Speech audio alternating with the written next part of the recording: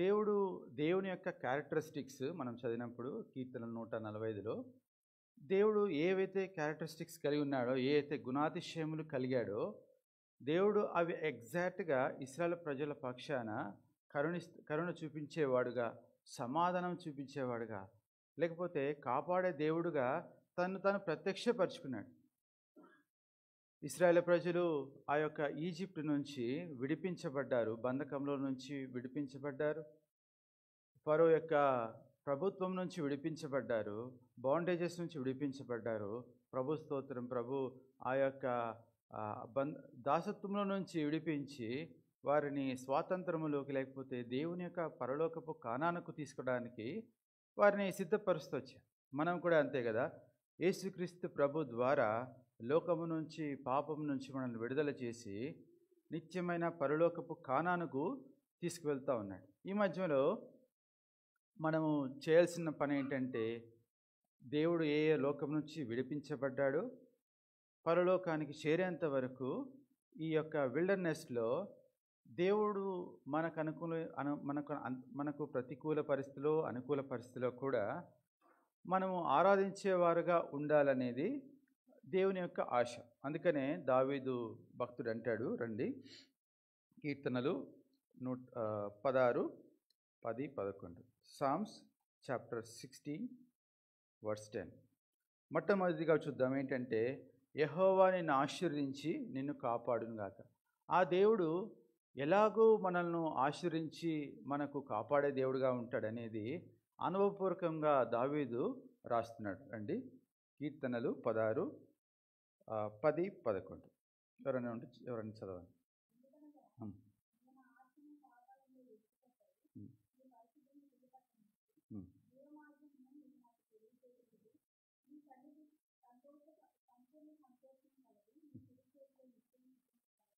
So ఇక్కడ మనము దేవుడు యొక్క కాపుదల, లేకపోతే దేవుడు మనల్ని ఎక్కడి నుంచి కాపాడాడు అంటే, పాతాళములో నుంచి దేవుడు మనల్ని కాపాడుతాడు. ఇక్కడ శారీరకంగా కాదు, కానీ ఇక్కడ భక్తుడు చెప్తున్నాడు, నా ఆత్మను. సో మనము నోట్ చేసుకోవాల్సిన పాయింట్ ఏంటంటే, దేవుడు మన ఆత్మను పాతాళంలోనికి పోనివ్వకుండా మనల్ని కాపాడేవాడుగా ఉన్నాడు. ఇది నీ యొక్క జీవితము, నా యొక్క జీవితంలో ఒక అనుభవంగా ఉంటే, ప్రభువా మీరు నన్ను ఒక బ్లెస్సింగ్గా, నన్ను కాపాడి నన్ను ఒక బ్లెస్సింగ్గా అనుగ్రహించారు, అందుని బట్టి నేను స్తుతిస్తున్నాను. అంత మాత్రమే కాదు, కానీ ఆ యొక్క పాతాళంలో నుంచి విడపడ్డమే కాదు, కానీ నెక్స్ట్ తను ఏమంటాడంటే, నాకు జీవ మార్గమును తెలియజేసేది. అనగా యేసుక్రీస్తు ప్రభు యొక్క మార్గమును, యేసుక్రీస్తు ప్రభు వారు అన్నట్టు, నేనే మార్గము, సత్యము, ఆ జీవ మార్గమును యేసుక్రీస్తు ప్రభు ద్వారా మనకు ప్రత్యక్షపరచబడింది.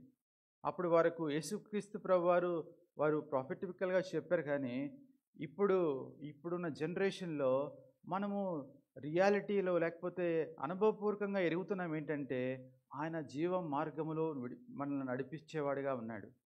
మొట్టమొదటిగా పాతాళం నుంచి నన్ను విడిపించాడు, నన్ను కాపాడాడు. అంత మాత్రమే అక్కడితో ఆగలేదు, కానీ జీవ మార్గములోనికి నడిపించి ఆయన సన్నిధిలో పూర్ణ శాంతితో, లేకపోతే పూర్ణ సంతోషముతో మనల్ని, అక్కడ పూర్ణ సంతోషము కలగదు, అలాంటి స్థలానికి దేవుడు తీసుకెళ్లేవాడిగా ఉన్నాడు. ఆయా పరిస్థితులు గుండా మనం వెళ్ళినప్పటికీ కూడా దేవుని యొక్క ప్రామిస్, లేకపోతే దేవుని యొక్క మనకు ఇచ్చే వాగ్దానం ఏంటంటే, నేను విడిపిస్తున్నాను. ఎక్కడి నుంచి అంటే, పాతాళములో నుంచి జీవ మార్గం నీకు తెలియజేసి సంపూర్ణ సంతోషమును ఆయన నా స్థలములోకి, లేకపోతే జీవ మార్గము, నిత్య జీవంలోకి మిమ్మల్ని నడిపిస్తానని యొక్క దావీదు యొక్క అనుభవము మన యొక్క అనుభవం కూడా అయితే, దేవుని మనం తప్పకుండా ఆరాధిస్తాం. అనేక పర్యాయములు దేవుడు నన్ను రక్షించాడని మనం చెప్తాం, కానీ ఆరాధనకు వచ్చేలోకి మనము ప్రత్యక్షంగా సాక్ష్యం చెప్పలేం. ఆరాధన చేయడం అంటే, దేవుడు నాకు ఏ కార్యం చేశాడో నా అంతరంగంలో, అది దావీదు భక్తులు, ఆయా భక్తులు వచ్చినప్పుడు వారు సమాజంలో, లేకపోతే సంఘంలో వచ్చి వారు ఆరాధన చేస్తూ వచ్చారు. రెండవదిగా రండి చూద్దాము, యెషయా 31:5. Isaiah chapter 31:3.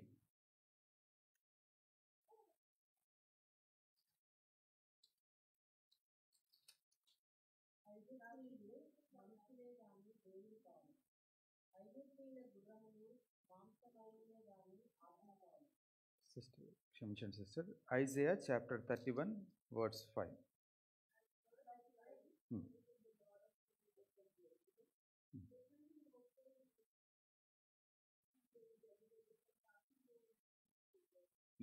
సో ఇక్కడ చూసినట్లయితే పక్షి రాజు లేకపోతే పక్షి తన పిల్లల్ని ఏ విధంగా కాపాడుతుందో, పక్షిరాజు ఏ విధంగా లేకపోతే పక్షులు ఏ విధంగా వాళ్ళ పిల్లల్ని ఎలా కాపాడుతుందో దేవుడు ఇశ్రాయేలు ప్రజలను అరణ్యములో ఆ విధంగా తీసుకొని కొనిపోబడతా వచ్చాడు.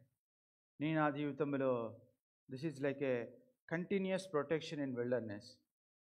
నా యొక్క జీవితంలో దేవుడు ఆయా పరిస్థితుల గుండా తీసుకువెళ్ళినప్పటికీ మనల్ని ప్రిజర్వ్ చేసేవారుగా, కాపాడేవారుగా, రక్షించేవారుగా ఉన్నారు. అందుని బట్టి ప్రభువును మనము స్తుతించేవారుగా ఉన్నాం. చివరిగా ఐజయా చాప్టర్ 41 వర్డ్స్ 10. యెషయా 41:10 చివరి భాగం మాత్రమే చదువుకున్నాం సాయం బట్టి. చదువు.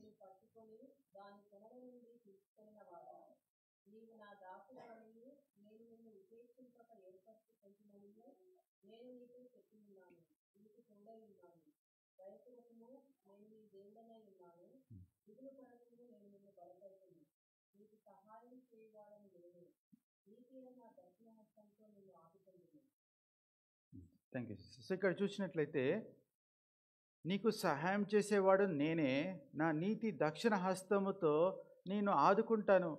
ఎవరో ఆదరించాల్సిన అవసరం లేదు, కానీ ప్రభువే ప్రత్యక్షంగా ఇజ్రాయెల్ ప్రజలకు చెప్పినట్టు మనకు కూడా వాగ్దానం ఇచ్చింది ఏంటంటే, మనల్ని ఆ విధంగా ఆ యొక్క ఎక్స్పీరియన్స్లో కూడా ఆల్రెడీ అనుభవించాము.